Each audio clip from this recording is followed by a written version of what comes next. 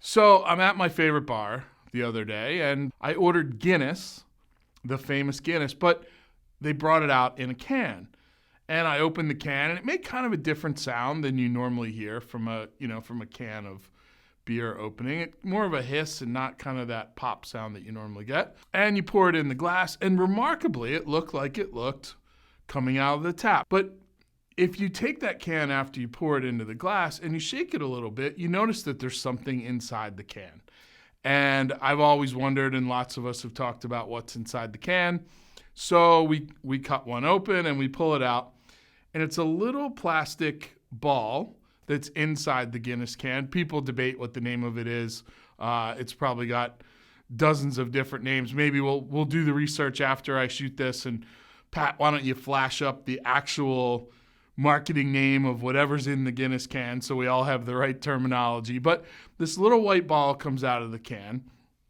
So we start to do some research on, where did they come up with the idea and how did this come to pass in Guinness? And it's an amazing story. And it's a story that has a great business lesson in it. So you would think it's pretty simple. What it is, it's a nitrogen canister. So inside that little plastic white ball, it looks like about half the size of a ping pong ball, actually is compressed nitrogen. And when you open the can, the nitrogen comes out into the Guinness to give it that signature kind of frothy foam and head that you would not get if there were CO2 in the can.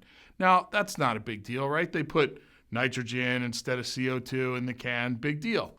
That little device, that little white plastic ball that looks like half a ping pong ball, cost Guinness over $100 million in research and development, thousands of prototypes, thousands of tests just to get the nitrogen perfect in the can of Guinness. Now, they probably could have done it for $10 million or $15 or even $50 million, but it was critical to get it exactly right. So here's something that no one's ever going to see, but it creates a customer experience that was so important to Guinness that they were willing to invest $100 million to make sure that what came out of the can looked as close as possible to what came out of the draft.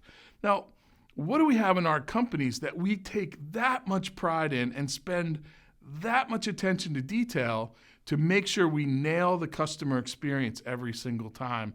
And many of these things, like the tiny ball in the can of Guinness, don't ever see the light of day. Most customers don't know it's in there other than, oh, there's something left in the can, but they certainly don't know that there's $100 million in research and development that went into the experience that's in that customer's glass. So what do we do to find those attention to detail moments?